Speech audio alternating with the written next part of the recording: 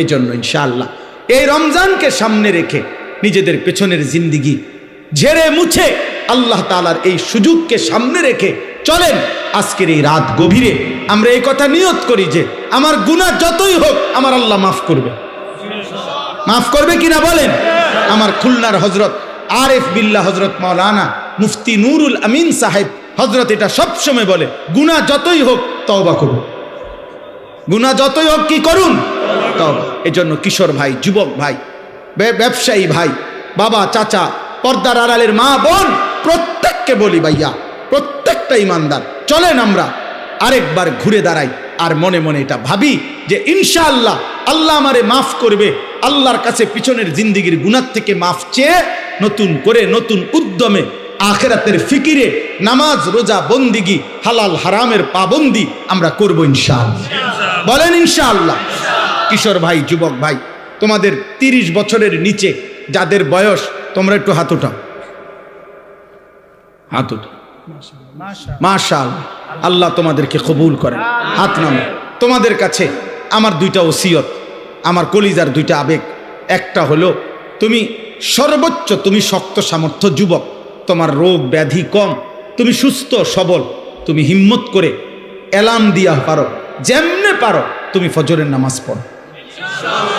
আমি আবদার করলাম, আব্বা তোমারে বললাম আমি, তোমরা যদি নিয়ত করতে পারো, আলহামদুলিল্লাহ সারা বাংলাদেশে আলহামদুলিল্লাহ আমরা আজকে জানছি যে ইউরোপে পর্যন্ত বাংলা ভাষাভাষী মুসলমান এবং বাংলাদেশে ব্যাপকভাবে সর্বত্র কিশোর যুবক ছেলেরা আলহামদুলিল্লাহ ফজরের নামাজে মুসল্লি বৃদ্ধির জন্য ফজর ক্যাম্পেইন, ফজরের প্রচারণা আলহামদুলিল্লাহ ব্যাপকভাবে কাজ করছে। সারা বাংলাদেশে ফজরের নামাজের মুসল্লি বাড়াবার জন্য কিশোর যুবকদের সর্বাত্মক মেহনত চলতেছে আলহামদুলিল্লাহ। আলহামদুলিল্লাহ। একেবারে আমেরিকার একটি প্রদেশ আছে মিশিগান, ওইখান থেকে যুবক, বাংলা ভাষী যুবক জানাইছে, হুজুর আমরা ওইখানেও ফজরের ক্যাম্পেইনের কাজ করছি। আলহামদুলিল্লাহ, আলহামদুলিল্লাহ, আলহামদুলিল্লাহ। 24 ঘন্টায় আসলে জীবনটা খামখেয়ালি। কখনোই আমি কিছু বুঝি না আমার নিজের আখিরাত পরকাল, এটা ঠিক না। কোরআনুল কারীমের মধ্যে আল্লাহ তাআলা বলছেন, ইয়ালামুনা যাহিরাম মিনাল হায়াতিদ দুনিয়া ওয়া হুম আনিল আখিরাতি হুম গাফিলুন। আল্লাহ তাআলা বলেন, হায় আমার বান্দারা, প্রতিনিয়ত তোমরা দুনিয়ার জীবনের বাহ্যিক দিক সবই তো বুঝতেছ, অথচ সেই তোমরাই আখিরাতের ব্যাপারে গাফিল হয়ে আছো।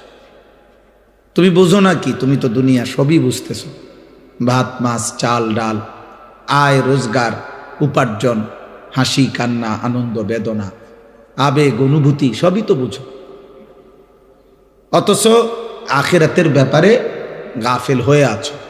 অথচ তোমার তো এটা ভাবা উচিত, দুনিয়াও আমার, আখিরাতও আমার। এজন্য আল্লাহ তাআলা এটা আমাদেরকে বলছে যে বান্দা ঠিক আছে, দুনিয়া করো, তুমি মানা তো নাই, দুনিয়া তো আমিই দিছি। আয় উপার্জন, রোজগার, বাজার, ব্যবসা, চাকরি, ইনকাম, শরীর, স্বাস্থ্য, জীবন, যৌবন, সুস্থতা, সম্পদ, অর্থ, বিত্ত, আসমান জমিন তো আমারই দেওয়া, এই তো আমারই। হুয়াল্লাযী খালাকা লাকুম মা ফিল আরদি জামিআ। আল্লাহ তাআলা বলে, জমিনের সব আমি তোমাদের জন্যই বানাইছি। কাড়াকাড়ি করো কেন? নিবা না, এটা আমি তো এটা তোমার লাগিয়ে রাখছি, আমি আল্লাহ তো এটা নিচ্ছি না। সাখখারা লাকুম মা ফিস সামাওয়াতি ওয়াল আরদ। আল্লাহ তাআলা বলে, আসমান ও জমিনের সব কিছু আমি আল্লাহ তোমাদের অধীনস্থ করে দিয়েছি। ওয়াল খাইলা ওয়াল বিগালা ওয়াল হামিরা লিতারকাবুহা ওয়া জিনা ওয়া ইয়াখলুকুকুম মা লা তা'লামুন। আল্লাহ তাআলা বলেন, ঘোড়া, গাধা, খচ্চর, এ জাতীয় বাহন, এগুলো আমি আল্লাহ তাআলা তোমাদের বাহন হিসাবে চড়বার জন্য এবং তোমাদের সৌন্দর্যের জন্য আমি দিয়েছি, এবং আরও দেব। ধীরে ধীরে তোমাদের জন্য আমি আধুনিকতার আরও উন্নত পর্যায়ে আমি আল্লাহ সৃষ্টি করতে থাকব, যা তোমরা এখন জানো না। মানে সেদিন 1450 বছর আগে যেন আল্লাহ বলছে, হে মোমেন, আপাতত ঘোড়া গাধা খচ্চরের মধ্যে চলো, বাকি আস্তে আস্তে ধীরে ধীরে আপডেট আসতে থাকবে। এখন তোমরা জানো না শেষ পর্যন্ত কি আসবে, এবং আসতেই আছে। প্রতিনিয়ত নিত্য নতুন জিনিস আল্লাহ তাআলা পাঠাচ্ছে। তাইলে জমিনের সব কিছু আল্লাহ তাআলা বলছেন তোমাদের জন্যই দিছি আমি। ওয়াযাল্লালনাহা লাহুম ফামিনহা রাকুবুহুম ওয়া মিনহা ইয়াকুলুন। কোরআনুল কারীমে আছে আল্লাহ তাআলা বলেন চতুষ্পদ জন্তু আমি তোমাদের অধীনস্থ করেছি, ফলে কোনোটা তোমরা জবাই করে গোশত হিসাবে খাইতে পারো, কোনোটাতে তোমরা বাহন হিসাবে চড়তে পারো। এটা আমি করেছি, না তো ঘোড়ার পিঠে তুমি চৈরা চলতে পারত না, এত বড় হাতি তুমি সামাল দিতে পারত না, এত বড় 3 লাখ টাকার গরু তুমি শোয়াইতে পারতাম। আমি আল্লাহ যদি তোমার অধীনে না করতাম, একটা লাথি দিলে তুমি উড়ে যাবে। আল্লাহ তাআলা বলছে ওয়াযাল্লালনাহা লাহুম। তাফসীরের মধ্যে আছে প্রত্যেকটা প্রাণীর জবাইয়ের মুহূর্তে হালাল এই প্রাণীগুলো আল্লাহর ফেরেশতা আইসা এই প্রাণীটার কানে কানে আইসা বলে যে আল্লাহ তোমাকে এই মানুষের অধীনস্থ করে বানাইছে। ওয়াযাল্লালনাহা লাহুম। এই জন্য অনেক বুজুর্গরা বলে যে কোনো গরু গাভী যদি ওই যে দুধ দিতে গিয়ে লাথ্যায়, মানে দুধ বলে না মানুষ যে দুধ দিতে গিয়ে দুধ দিতে মানে দুধ দোহাইতে দিচ্ছে না, তো এই যদি গাভীর কানে এটা যদি কেউ বলতে পারে যে ওয়াযাল্লালনাহা লাহুম ফামিনহা রাকুবুহুম ওয়া মিনহা ইয়াকুলুন, আল্লাহ তাআলা গাভীকে শান্ত করে দেয়। এটা অনেক বুজুর্গদের আমল আর কি, মানে আল্লাহ এটা অধীনস্থ করে দিয়েছে আমাদের, গোটা কায়নাত আল্লাহ আমাদের অধীনে করে দিয়েছে। তো আল্লাহ তাআলা বলছে দুনিয়া তো আমি দিয়েই রাখছি বান্দা, তো তুমি তো দুনিয়া তো ধীরে ধীরে ধীরে ধীরে সবই বুঝতেছ।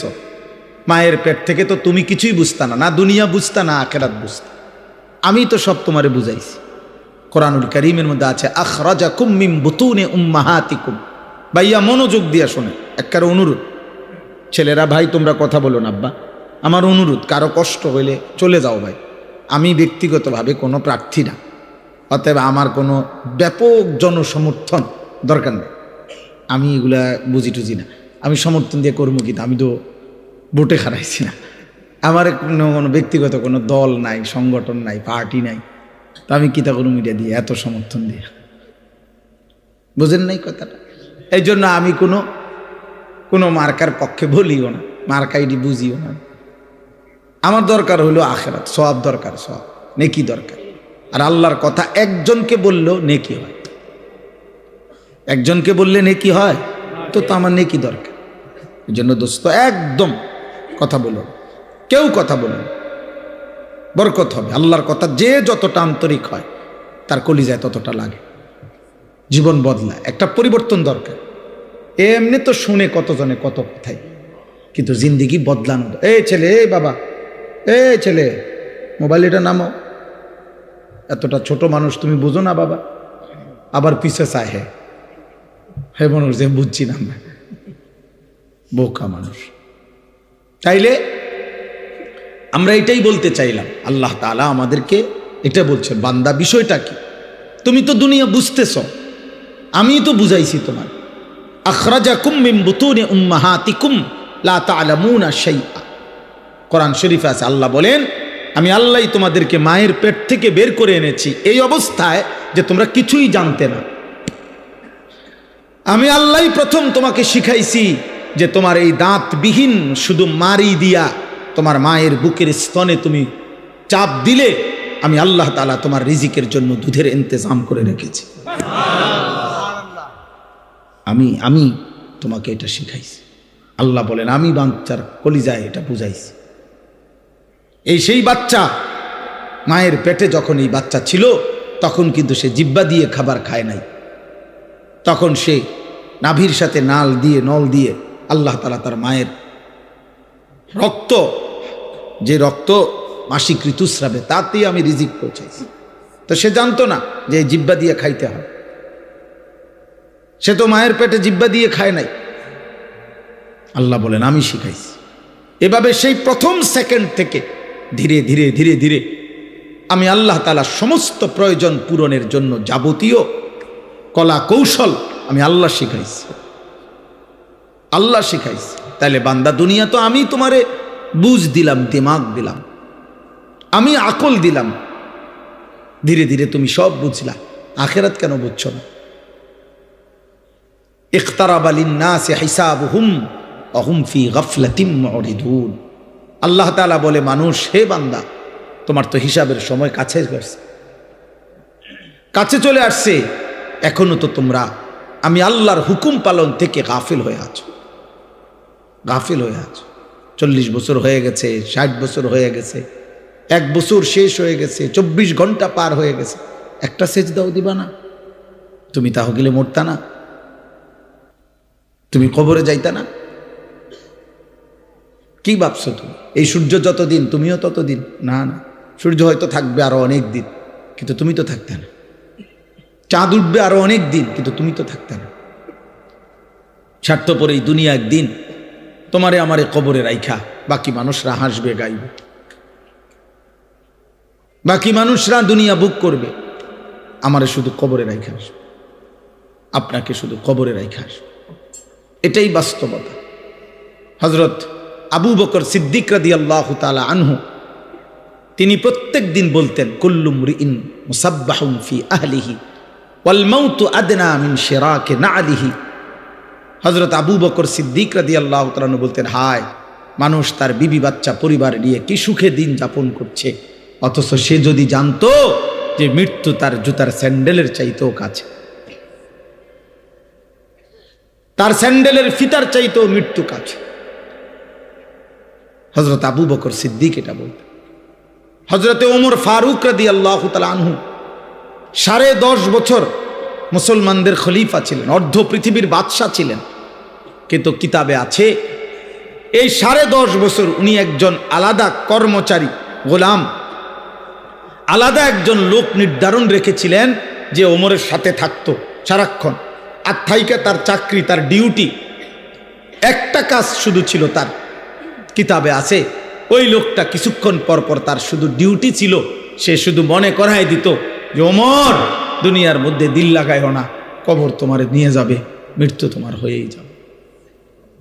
এই ওনার চাকরি ছিল এটা, যে আখিরাতের কথা মনে করাইত। হযরত ওমর রাদিয়াল্লাহু তাআলা আনহুকে মৃত্যুর কথা স্মরণ করায় দিত, এজন্য তিনি একজন আলাদা লোক রাখছেন। হযরত ওমর রাদিয়াল্লাহু তাআলা আনহু, আমার কাছে আরবি কিতাব আছে রিসালাতুল মুস্তারশিদিন, ওই কিতাবের শুরুতে একটা মোটা আরবি কিতাব, কিতাবের প্রথম একেবারে সর্বপ্রথম পৃষ্ঠা, খালি পৃষ্ঠার মধ্যে শুধু একটা বাণী লেখা, একটা কথাই শুধু লেখা আছে। সেই কথাটা হলো ওমর রাদিয়াল্লাহু তাআলা আনহুর একটা বাণী। বাণীটা কি? ওমর রাদিয়াল্লাহু তাআলা আনহু বলতেন, কুল্লা ইয়াউমিন ইউকালু মাতা ফুলান মাতা ফুলান ওয়ালা বুদ্দা মিন ইয়াউমিন ইউকালু মাতা ওমর। দুনিয়াবাসী প্রতিদিন ঘোষণা হয়, আজ অমুকের মৃত্যু হলো, আজ অমুকের মৃত্যু হলো। শুনে নাও দুনিয়াবাসী, নিশ্চিত একদিন ঘোষণা হবে, আজ ওমরের মৃত্যু হলো, আজ ওমরের মৃত্যু হলো। এই চিরন্তন বাস্তবতা। আল্লাহ তাআলা বলছে, বান্দা, তো তুমি অনিবার্য সত্য, চিরন্তন সত্য, 1000 বার চোখে দেখছো তুমি, শত শত মানুষের মৃত্যু তুমি দেখছো, কত জানাজা পড়লা, কত লাশ দাফন করলা, কত মায়ের, কত বাবার, কত ভাইয়ের, কত বোনের আহাজারি তুমি দেখলা লাশের সামনে, কিন্তু কোনো কান্না, কোনো আহাজারি মাটিতে থাকতে দেয় নাই, দুনিয়াতে থাকতে দেয় নাই কাউকে, না ইমানদার কেউ না, নাফরমান কেউ না, আব্দুল কাদের জিলানি কেউ না, ফেরাউন নমরুদ কেউ না। তো তুমি থাকবা কেন? এই ছোট্ট সত্য কথাটা কেমনে ভুলে যায় মানুষ? এত মিথ্যা, এত চুরি, এত ডাকাতি, এত জিনা, এত ব্যভিচার, এত মদ, এত জুয়া, এত নারী, এত অশ্লীলতা, এত গালি, এত হারাম, এত অবৈধ উপার্জন কেমনে করে মানুষ? তার উপরে আবার মুসলমান, সে কিভাবে করে? বুঝাই গেল মূল কারণ একটাই, ওর আখিরাত মনে নাই, ওর সব মনে আছে দুনিয়া, ও দুনিয়া সবই বোঝে। একেবারে বুড়া 90 বছরের অসল মানুষ এখনো আপনার চা দোকানে বসে রঙিন টেলিভিশনে নর্তকী দেখে, উনি বুঝে এটার মধ্যে মজা আছে। হ্যাঁ, ওনার জীবন অসল, শরীরের মধ্যে কোনো আড্ডি গুড্ডি নাই, কিন্তু ওই যে পুরান বদভ্যাস আজও গেছে না, নাফরমানি আর ছুটলো না। হ্যাঁ, এই জন্য মনে রাখবেন, যার গুনাহ চলমান তার বয়স যেমন বাড়ে গুনাহ তত মজবুত হয়।